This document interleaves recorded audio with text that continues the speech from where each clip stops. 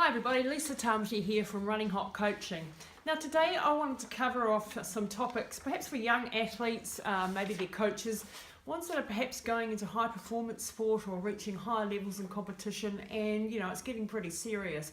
This week I had a conversation with a young lady. I did a coaching session, and she was a sprint kayaker going to the World Champs, and she was having a few issues with dealing with things like fear. She said to me, how do I deal with the fear factor in the build up to her event? And I gave her a few strategies that she can perhaps use in her build up to lessen the effects. Now, one of the things that I do in the build up is using something like visualization techniques. Now, the more that you can visualize being in the competition, having a successful, going through, and I've talked about this before on videos, but running through your race, your perfect build-up, how you're going to prepare the night before, how you're going to feel when you wake up that morning, putting a positive spin on it.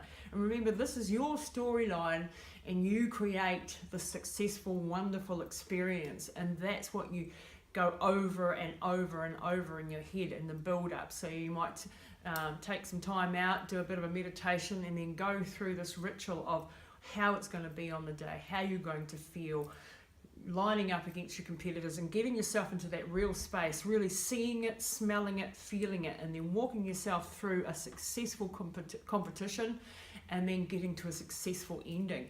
By replaying and replaying those positive scenarios in your head, it sort of makes it a fait accompli, because your brain doesn't really know if it's really happening or whether it's just your imagination.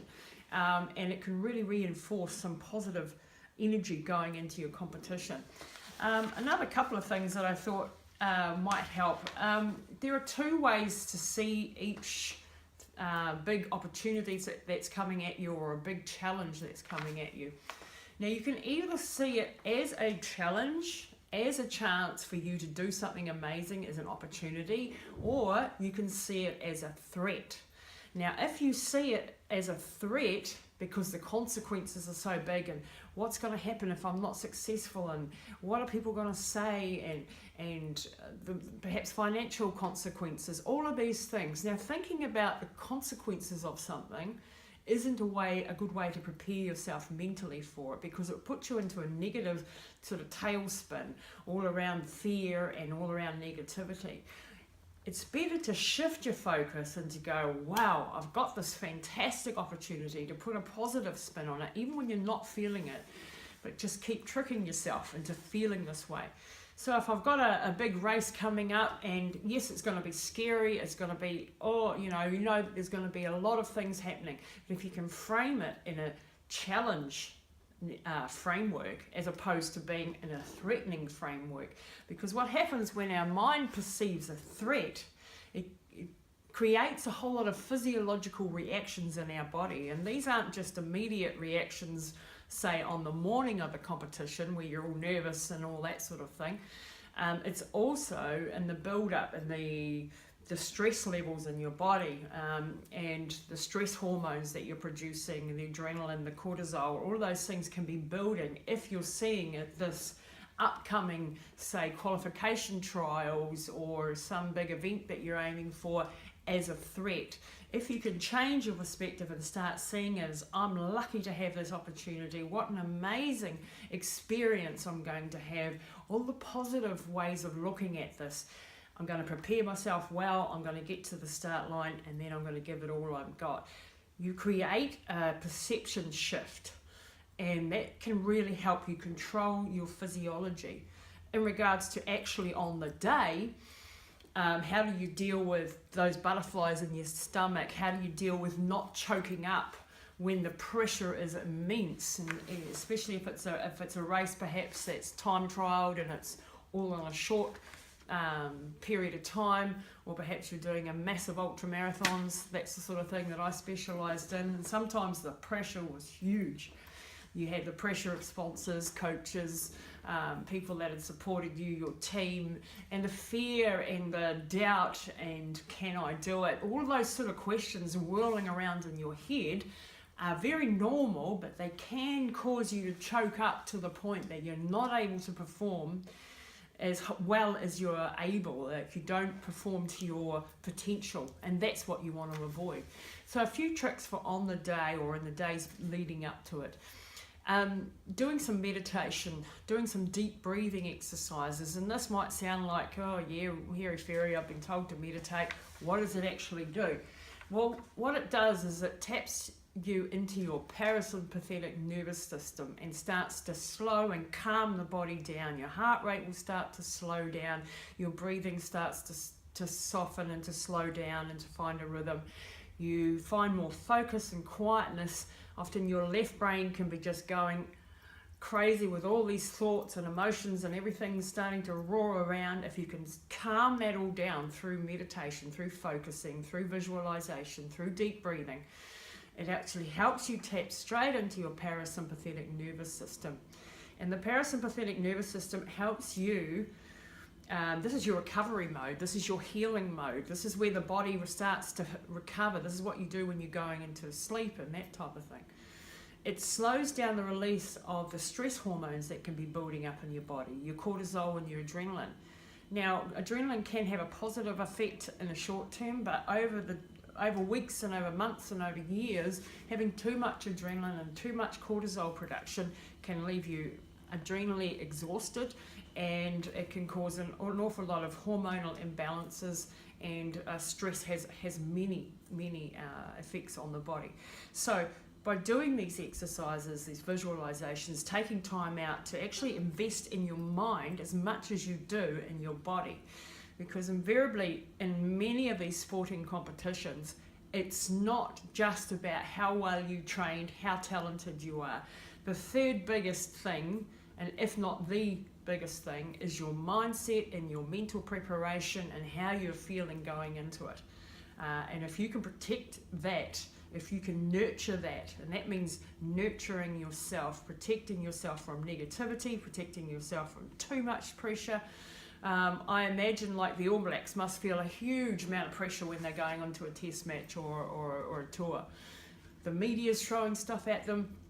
Everything's, are they going to lose? Are they going to do this? The consequences of each game can be very high. I bet their coaches try and insulate them from all of that and try to focus on the here and now and what's actually their job, what their tasks are. That's what I do when I'm heading into a race.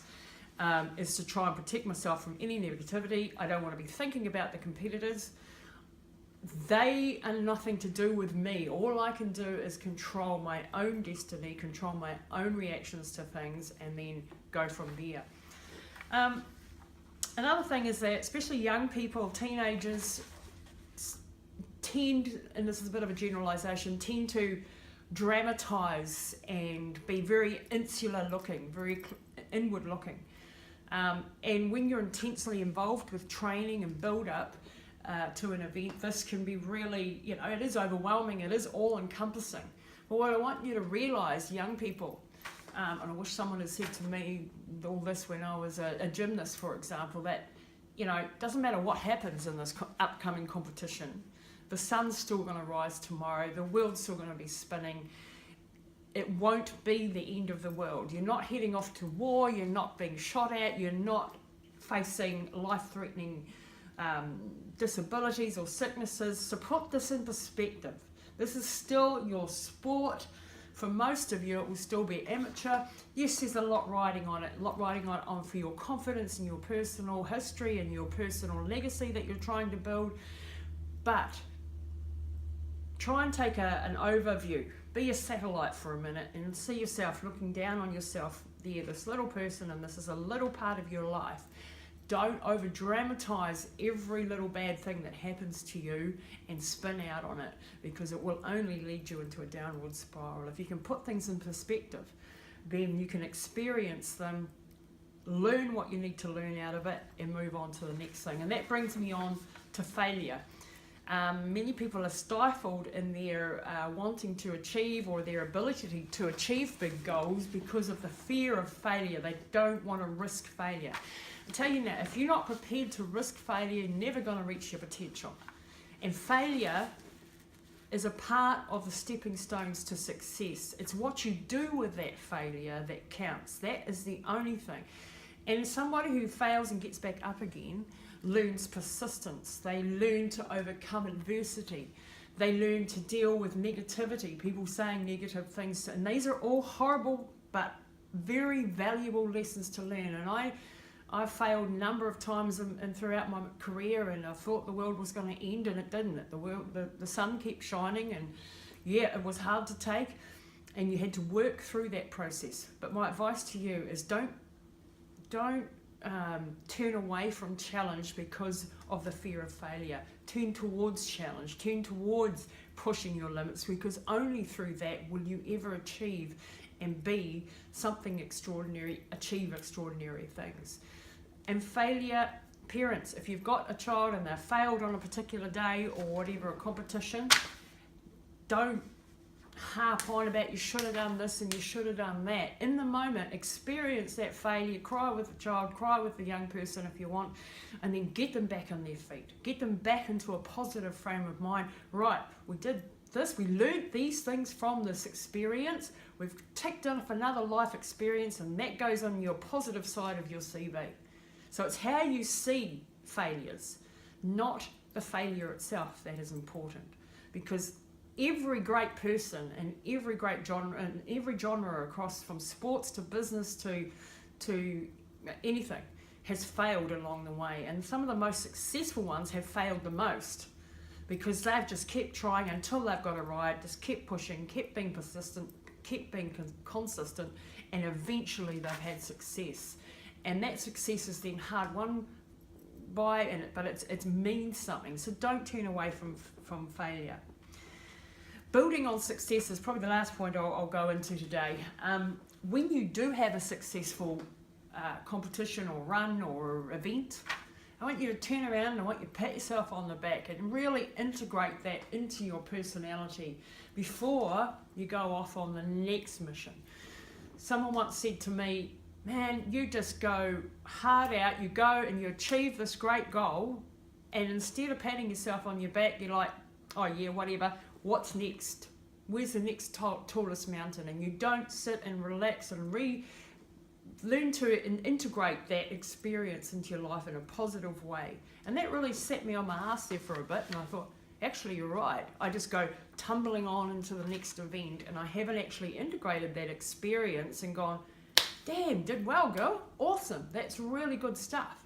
Because we build on success. When we are successful on something, whether it's a small thing or a big thing, it gives us confidence to try that little bit more and that little bit further for the next event, okay? So really integrate those successful experiences, and when you are faced with a new experience, go back to that past success, relive that moment of glory over and over in your head, and feel it and integrate it, and then move forward into the next one with a positive frame of mind. So I hope these tips have helped you today.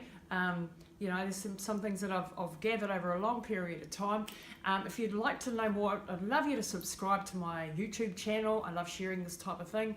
And if you feel like it, please come through to my websites. Now I've got two websites.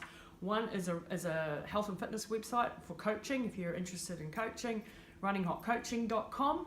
I'll put the link in the description. And the other one is lisatamati.co.nz. There you can find out all about what I do, speaking, engagements, motivational coaching, that type of thing. So check them both out. Read my blogs if you like what you see.